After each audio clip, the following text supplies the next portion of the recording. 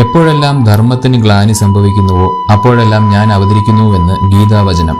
ഭാരതീയ ഇതിഹാസങ്ങളും ഈ ഒരു ആശയത്തിൽ തന്നെ നിർമ്മിക്കപ്പെട്ടിട്ടുള്ളവയാണ്. ആദികാവ്യമായ രാമായണത്തിലും ശ്രീരാമനായി പിറക്കുന്ന മഹാവിഷ്ണു ദുഷ്ടനിഗ്രഹം തന്നെയാണ് മുഖ്യമായി ചെയ്യുന്നത്. രാമായണത്തിലെ മറ്റെല്ലാ കഥാസന്ദർഭങ്ങളും പ്രത്യക്ഷമായും പരോക്ഷമായും ഈ ഒരു ലക്ഷ്യത്തിനായി സംഭവിക്കുന്നു എന്ന് മാത്രം. രാമന്റെ വനവാസവും സീതാപഹരണവുമെല്ലാം സംഭവിക്കുന്നത് ആത്യന്തികമായി രാമനിലൂടെ ദുഷ്ടജന നിഗ്രഹം നടത്തുക എന്ന ഒറ്റ ലക്ഷ്യത്തോടെയാണെന്ന് സാരം. രാമരാവണ യുദ്ധത്തിലും ഖരനുമായുള്ള യുദ്ധത്തിലും വനവാസകാലത്തുമായി രാമൻ വധിച്ച രാക്ഷസന്മാർ അസംഖ്യമാണ്. എങ്കിലും രാമനാൽ വധിക്കപ്പെട്ട രാമായണത്തിലെ ചില പ്രധാന കഥാപാത്രങ്ങളെക്കുറിച്ച് ഇന്ന് പരിശോധിക്കാം. രാമായണത്തിലെ ബാലകാണ്ഡത്തിൽ പ്രതിപാദിക്കുന്ന രാക്ഷസിയാണ് താടക. മക്കളുണ്ടാകാൻ ബ്രഹ്മദേവനെ തപസ് ചെയ്തതിന്റെ ഫലമായി സുകേതു എന്ന യക്ഷന് ഉണ്ടായ പുത്രിയാണ് താടക. ബ്രഹ്മാവിന്റെ അനുഗ്രഹത്താൽ ഇവൾക്ക് 1000 ആനകളുടെ ശക്തിയും അനേകം മായാവിദ്യകളും ലഭിച്ചിരുന്നു. സുന്ദൻ എന്ന യക്ഷനായിരുന്നു താടകയുടെ ഭർത്താവ്. ഒരിക്കൽ അഗസ്ത്യ മഹർഷിയുടെ ആശ്രമം ആക്രമിച്ചതിന് മഹർഷി സുന്ദനെ ശപിച്ച് ഭസ്മമാക്കി. ഇതറിഞ്ഞ താടകയും മക്കളായ മാരീചനും സുബാഹുവും അഗസ്ത്യാശ്രമം ആക്രമിച്ചു. കോപിഷ്ഠനായ അഗസ്ത്യമുനി അവരെ ശപിച്ച് രാക്ഷസന്മാരാക്കി. പാതാളത്തിലും ലങ്കയിലും താമസമാക്കിയതിനു ശേഷം താടക അയോധ്യയ്ക്കടുത്തുള്ള കരൂശം എന്ന കാട്ടിൽ താമസമാക്കി. അവളുടെ ക്രൂരത കാരണം ആരും ആ കാട്ടിലൂടെ യാത്ര ചെയ്യാതെയായി. സാധുക്കൾ, ഋഷിമാർ, സഞ്ചാരികൾ എന്നിവരെ കൊന്നു ഭക്ഷിച്ച് താടക യഥേഷ്ടം ജീവിച്ചു വന്നു. ഒരിക്കൽ തന്റെ ആശ്രമത്തിൽ നടത്തുന്ന യാഗത്തിന്റെ സുരക്ഷയ്ക്കു വേണ്ടി രാമലക്ഷ്മണന്മാരെയും കൊണ്ട് രാജഋഷി വിശ്വാമിത്രൻ ഈ വനത്തിലൂടെ പോയപ്പോൾ താടകയുടെ ക്രൂരതകളെക്കുറിച്ചും താടക നിമിത്തമാണ് ഈ വനത്തിലൂടെ ആർക്കും സഞ്ചരിക്കുവാൻ കഴിയാത്തതെന്നും രാമനോട് പറയുന്നു. അനന്തരം സാധുക്കളുടെ രക്ഷയ്ക്കായി രാമൻ തന്നെ താടക നിഗ്രഹം നടത്തണമെന്നും സാധുക്കളോട് പോലും അനീതി പ്രവർത്തിക്കിയാൽ സ്ത്രീ എന്ന പരിഗണന പോലും താടകയ്ക്ക് നൽകരുതെന്നും പറയുന്നു. തുടർന്ന് മാർഗമധ്യേ അവർക്ക് നേരെ പാഞ്ഞെടുക്കുന്ന താടകയെ ശ്രീരാമൻ തന്റെ ഒറ്റ ശരത്താൽ തന്നെ വീഴ്ത്തുന്നു. ഇതോടെ താടകയ്ക്ക് ശാപമോക്ഷവും ലഭിച്ചു. താടകയുടെ തന്നെ ആദ്യ പുത്രനായിരുന്നു സുബാഹു. വിശ്വാമിത്രൻ തന്റെ യജ്ഞം ആരംഭിക്കുന്ന സ്ഥലത്ത് മാംസവും രക്തവും കൊണ്ടുവന്ന് യാഗത്തെ നശിപ്പിക്കുവാൻ സുബാഹു തന്റെ രാക്ഷസപ്പടയുമായി എത്തുന്നു. യാഗത്തിന്റെ രക്ഷാപുരുഷനായിരിക്കുന്ന ശ്രീരാമൻ തന്റെ ശരപ്രയോഗത്താൽ സുബാഹുവിനെയും വധിക്കുന്നു.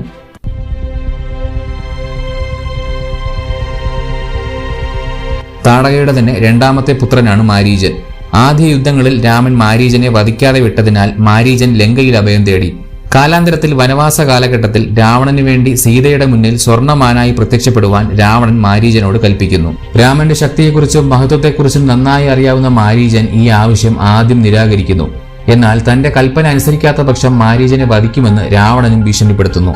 രാവണന്റെ കൈകൾ കൊണ്ട് മരിക്കുന്നതിനേക്കാൾ ശ്രേഷ്ഠവും മുക്തിദായകവും ശ്രീരാമന്റെ കൈകൾ കൊണ്ടുള്ള മരണമാണെന്ന് മാരീചൻ ഉറപ്പിക്കുന്നു. തുടർന്ന് സ്വർണ്ണ നിറമുള്ള മാനിന്റെ വേഷത്തിലെത്തി സീതയെ മോഹിപ്പിക്കുന്ന മാരീചനെ ഒടുവിൽ ശ്രീരാമൻ തന്നെ തന്റെ ദിവ്യശരത്താൽ വധിക്കുന്നു.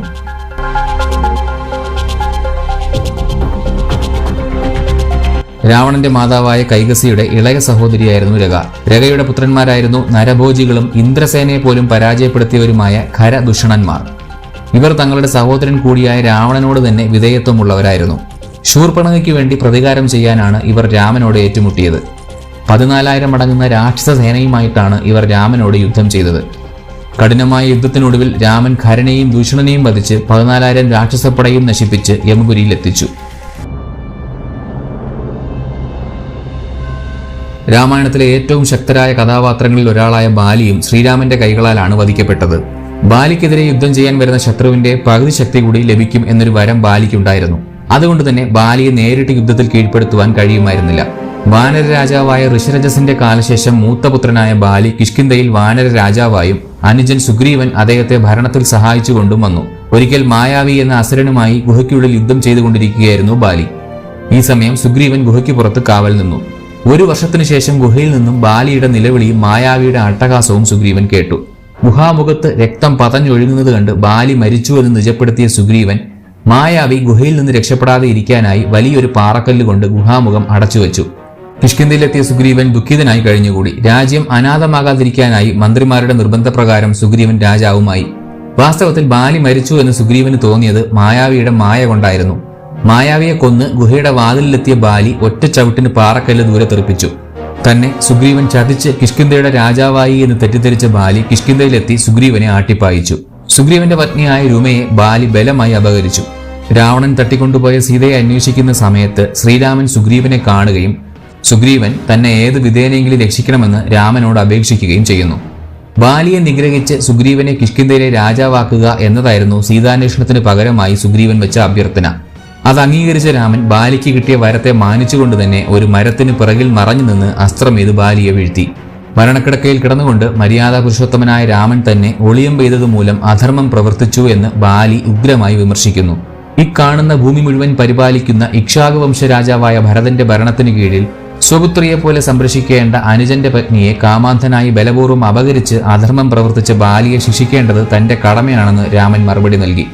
രാമന്റെ യുക്തിപൂർവമായ മറുപടി കേട്ട് തന്റെ തെറ്റു മനസ്സിലാക്കിയ ബാലി പശ്ചാത്താപ വിവശനായി. ബാലിയുടെ അവസാന നിമിഷങ്ങൾ കണ്ട സുഗ്രീവനും അത്യധികം ദുഃഖിക്കുകയും വിലപിക്കുകയും ചെയ്തു. ബാലി തന്റെ കഴുത്തിൽ കിടന്ന സ്വർണ്ണ താമരമാല സുഗ്രീവനെ അണിയിച്ച് കിഷ്കിന്ധയുടെ രാജാധികാരവും തന്റെ കുടുംബത്തിന്റെ സംരക്ഷണ ഉത്തരവാദിത്വവും ഏൽപ്പിച്ച് അന്ത്യശ്വാസം വലിക്കുന്നു.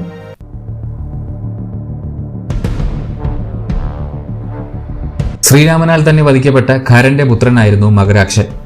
രാമനോടുള്ള പക കൊണ്ടു നടന്ന മകരാക്ഷൻ രാമരാവണ യുദ്ധവേളയിലാണ് തന്റെ പരാക്രമം മുഴുവനായി പുറത്തെടുക്കുന്നത്. കുംഭകർണന്റെ പുത്രന്മാരായ കുംഭനികുംഭന്മാർ വീണശേഷം യുദ്ധക്കളത്തിൽ അവർക്ക് പകരം മകരാക്ഷൻ എത്തുകയും രാമസേനയ്ക്ക് നേരെ അത്യധികമായി പ്രഹരമേൽപ്പിക്കുകയും ചെയ്യുന്നു. ഒടുവിൽ ശ്രീരാമൻ തന്നെ നേരിട്ട് മകരാക്ഷനുമായി ഏറ്റുമുട്ടുന്നു. പിതാവായ ഖരനേക്കാൾ വീരനാണ് മകരാക്ഷൻ എന്ന് രാമൻ തന്നെ വർണ്ണിക്കുന്ന രംഗം രാമായണത്തിന്റെ ചില വ്യാഖ്യാനങ്ങളിലുണ്ട്. ഇത്രയധികം പരാക്രമം കാഴ്ചവെച്ചിട്ടും ഒടുവിൽ രാമബാണം ഏറ്റുതന്നെ മകരാക്ഷനും നിലംപതിച്ചു.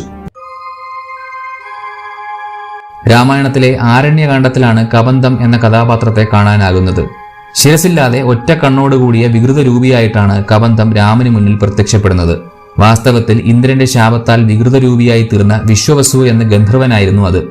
ശ്രീരാമനാൽ തന്നെ ശാപമോക്ഷം ലഭിക്കുമെന്നും ഇന്ദ്രൻ പറഞ്ഞതിനാൽ വനത്തിൽ രാമനെയും കാത്തു കിടക്കുകയായിരുന്നു വാസ്തവത്തിൽ ഈ കഥാപാത്രം. സീതാന്വേഷണ വേളയിൽ വനത്തിൽ വെച്ച് കബന്ധം രാമലക്ഷ്മണന്മാരോട് എതിരിടുന്നു. കബന്ധത്തിന്റെ കരുത്ത് മുഴുവൻ അവന്റെ കൈകളിലാണെന്ന് മനസ്സിലാക്കിയ ലക്ഷ്മണൻ രാമനോട് ഈ ഭീകരജീവിയുടെ കൈകൾ മുറിക്കണമെന്ന് പറയുന്നു. തുടർന്ന് ഇരുവരും ചേർന്ന് കബന്ധത്തിന്റെ 2 കൈകളെ മുറിച്ചു വീഴ്ത്തുന്നു. ശക്തി ക്ഷയിച്ച് നിലത്ത് വീണ കബന്ധം തന്നെ വീഴ്ത്തിയ വീരന്മാരുടെ പേരുകൾ ചോദിക്കുന്നു. തന്നെ വീഴ്ത്തിയത് രാമലക്ഷ്മണന്മാരാണെന്ന് മനസ്സിലാക്കിയപ്പോൾ കബന്ധം സന്തോഷവാനാകുകയും തന്നെ ദഹിപ്പിച്ച് മോക്ഷം നൽകണമെന്നും രാമനോട് അഭ്യർത്ഥിക്കുന്നു.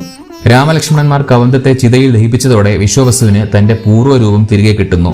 രാമനോട് സീതാന്വേഷണത്തിന് സുഗ്രീവന്റെയും വാനരസേനയുടെയും സഹായം തേടുവാൻ വിശ്വവസു നിർദ്ദേശിക്കുന്നു. തുടർന്ന് സുഗ്രീവന്റെ വാസസ്ഥലം രാമന് പറഞ്ഞു കൊടുക്കുകയും രാമന്റെ ദുഃഖങ്ങളെല്ലാം ഇതോടെ തീരുമെന്നറിയിച്ച് കൃതാർത്ഥനായി വിശ്വവസു മടങ്ങുകയും ചെയ്യുന്നു.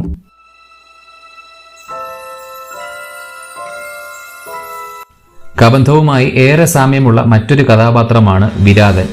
കുബേരനിൽ നിന്ന് ലഭിച്ച ഒരു ശാപനിമിത്തം ഭീകരജീവിയായി തീർന്ന തുമ്പുരു എന്ന ഗന്ധർവനായിരുന്നു വാസ്തവത്തിൽ വിരാതൻ. രാമനായി പിറക്കുന്ന വിഷ്ണുവാൽ തന്നെ ശാപമോക്ഷം ലഭിക്കുമെന്ന് കുബേരനും തുമ്പുരുവിനോട് പ്രസ്താവിച്ചിരുന്നു. വനവാസ വേളയിൽ തന്നെയാണ് വിരാതനും ശ്രീരാമനെ കണ്ടുമുട്ടുന്നത്. വനത്തിലൂടെ രാമനും ലക്ഷ്മണനും സീതയും നടന്നു വരുമ്പോൾ സീതയെ അപഹരിക്കുവാൻ ശ്രമിച്ച വിരാതനെ രാമലക്ഷ്മണന്മാർ ചേർന്ന് ആക്രമിക്കുന്നു.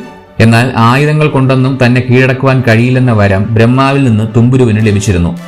വിരാതനായി ജനിച്ചപ്പോഴും ആ വരബലം കൂടെയുണ്ടായിരുന്നു. ആയുധങ്ങളാൽ വിരാതനെ കീഴടക്കുവാൻ കഴിയില്ലെന്ന് മനസ്സിലാക്കിയ രാമൻ ഒരു ചവിട്ടുകൊണ്ട് വിരാതനെ വീഴ്ത്തി. ഈ സമയം വിരാതൻ തന്നെ ഒരു കുഴി കുഴിച്ച് തന്നെ മൂടണമെന്ന് രാമനോട് അഭ്യർത്ഥിക്കുന്നു. രാമന്റെ ആജ്ഞയാൽ സമീപത്തായി ലക്ഷ്മണൻ ഒരു കുഴി കുഴിക്കുവാൻ ആരംഭിച്ചു. ഒടുവിൽ ജീവനോടെ വിരാതനെ ആ കുഴിയിലേക്ക് രാമൻ ഇട്ടുമൂടി. തൽക്ഷണം വിരാതന്റെ ശരീരത്തെ ഉപേക്ഷിച്ച് ശാപമോക്ഷം ലഭിച്ച തുമ്പുരു പുറത്തുവരികയും രാമനോട് കൃതജ്ഞത അറിയിച്ചുകൊണ്ട് സ്വർഗലോകത്തേക്ക് മടങ്ങുകയും ചെയ്തു.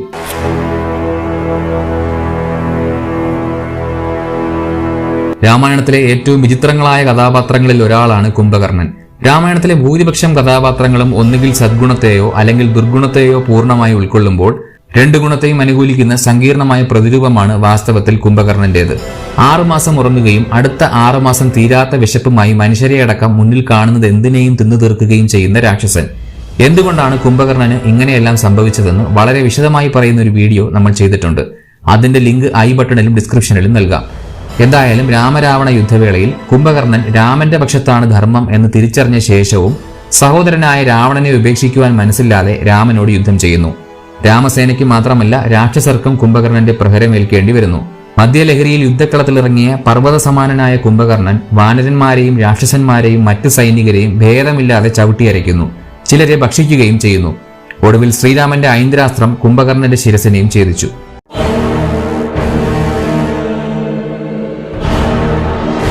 ശ്രീരാമൻ എന്ന രാമായണ കഥയിലെ നായകൻ എത്ര കണ്ട് ജനങ്ങളിൽ സ്വാധീനം ചെലുത്തിയിട്ടുണ്ട് എന്ന് നമുക്കറിയാം. ഇതിഹാസം രചിക്കപ്പെട്ട് കാലങ്ങൾ കഴിഞ്ഞിട്ടും ഇന്നും ശ്രീരാമന്റെ ഖ്യാതി ലോക പ്രശസ്തമായി നിലനിൽക്കുന്നു. എന്നാൽ നായകനോളം വാഴ്ത്തപ്പെട്ട പ്രതിനായകൻ കൂടി ഈ ഇതിഹാസത്തിനുണ്ടായിരുന്നുവെന്നത് ശ്രദ്ധേയമാണ്. എവിടെയെല്ലാം രാമൻ സുപരിചിതനാണോ അവിടെയെല്ലാം രാവണനും ഓർക്കപ്പെടുന്നു. രാവണനെക്കുറിച്ച് അനേകം വീഡിയോകൾ നമ്മൾ മുൻപും ചെയ്തിട്ടുണ്ട്. അത് കാണാൻ ആഗ്രഹിക്കുന്നവർക്കായി അതിന്റെ എല്ലാം ലിങ്ക് ഡിസ്ക്രിപ്ഷനിൽ നൽകാം. രാവണവധം രാമായണത്തിന്റെ പല വ്യാഖ്യാനങ്ങളിലും പല രീതിയിലാണ് വർണ്ണിച്ചിരിക്കുന്നത്. ചിലതിലാകട്ടെ ശ്രീരാമന്റെ ബ്രഹ്മാസ്ത്രമാണ് രാവണന്റെ മാറ് പിളർക്കുന്നത്.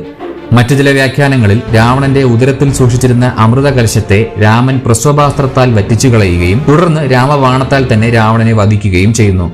മറ്റു ചില വ്യാഖ്യാനങ്ങളിലാകട്ടെ മഹർഷി ശ്രേഷ്ഠനായ അഗസ്ത്യമുനി നൽകുന്ന ദിവ്യായുധങ്ങളും ആദിത്യഹൃദയ മന്ത്രത്തിന്റെ ഉപദേശവുമാണ് രാമനാൽ രാവണവധം സാധ്യമാക്കുന്നത്.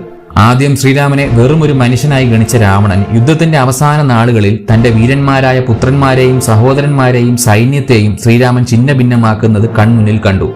രാമൻ സാക്ഷാൽ നാരായണനാണെന്ന് പുത്രനായ ഇന്ദ്രജിത്തും രാവണനെ അറിയിച്ചിരുന്നു. എന്നിട്ടും ധൈര്യം കൈവിടാതെ രാമനോട് എതിരേറ്റ രാവണൻ ഒരു ധീരനായ പോരാളി തന്നെയെന്ന് രാവണവധത്തിന് ശേഷം ശ്രീരാമൻ വിഭീഷണനോടായി പറയുന്നു.